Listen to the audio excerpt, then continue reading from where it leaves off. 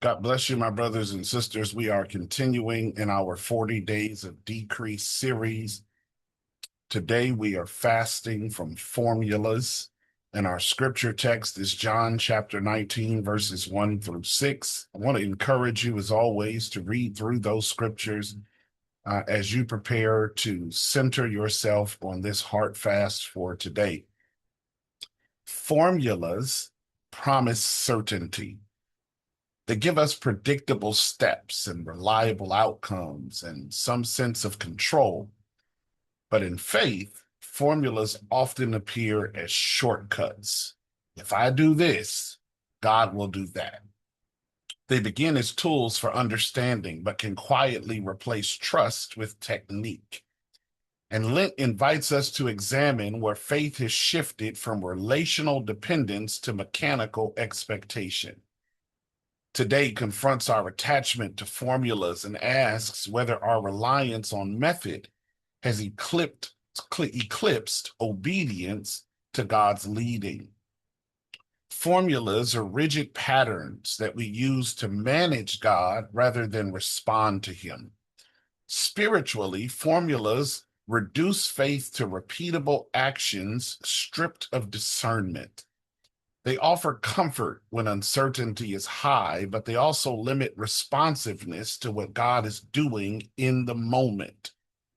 To fast from formulas is not to abandon wisdom or spiritual disciplines. It is to refuse the illusion that faithfulness can be automated.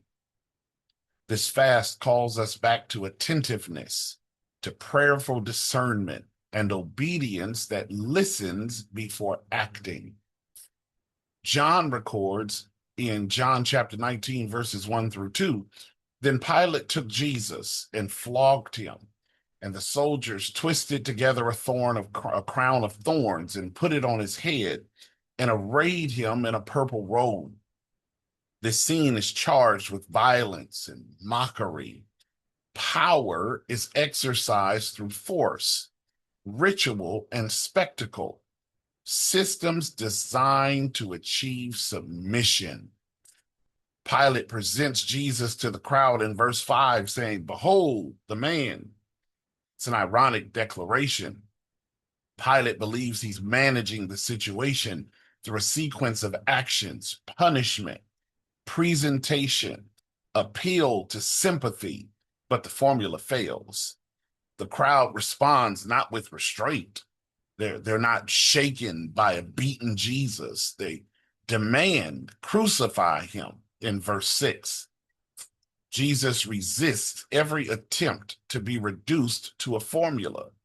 He does not respond predictably or manipulate the outcomes. His strength is not found in procedure, but in surrender to the Father's will. Formulas appear wherever fear of uncertainty emerges. We long for guaranteed results. We construct spiritual equivalents of rules and techniques. Yet Scripture consistently reveals that God resists being managed. Faithfulness requires responsiveness, not control. Jesus' restraint here is instructive. He does not escalate or retreat. He remains present, faithful, and free. His obedience is not the product of a method. It is the fruit of a relationship with the Father. Here's the heart of today.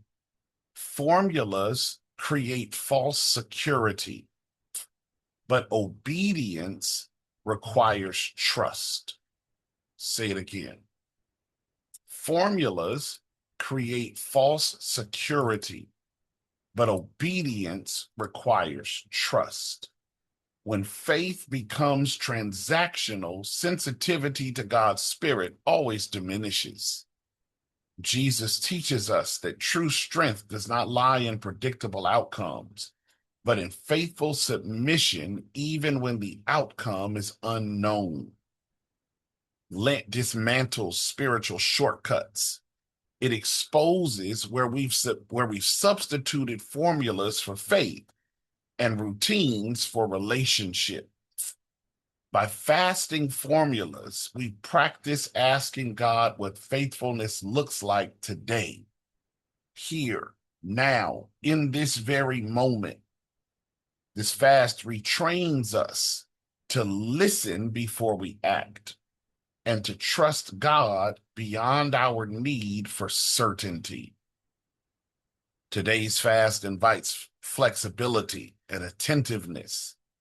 Notice where you're tempted to rely on spiritual routines without reflection.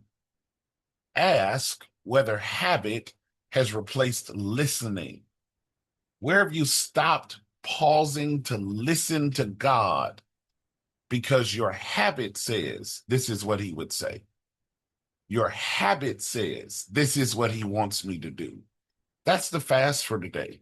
I want you to choose one moment to pause before acting, to pray without scripting the outcome, to respond without relying on a familiar pattern, and allow God to guide you rather than assuming you already know the next step. Here are your questions for reflection before you pray. Where have I relied on formulas instead of discernment? How do routines both support and limit my faith? And what would trusting God beyond technique look like today? Again, I want to commend you to read through the scriptures for today, John chapter 19, verses 1 through 6. It's very important that you take the time to actually read through those and then to pray. Don't just take these few moments to watch the video and go about your day, but to pray and ask God to really show you where the answers are for you specifically in your walk with him. God bless you, my brothers and sisters, and we'll see you on the next day of Lent.